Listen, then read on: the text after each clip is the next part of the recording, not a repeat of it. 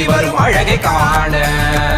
வேதம் தன்னை கேட்டு நீ நடந்து வரும் அழகை காண பிரபந்த வேதம் தன்னை கேட்டு நீ நடந்து வரும் அழகை காண என்ன தவம் செய்தனோ வரதா என்ன தவம் செய்தனோ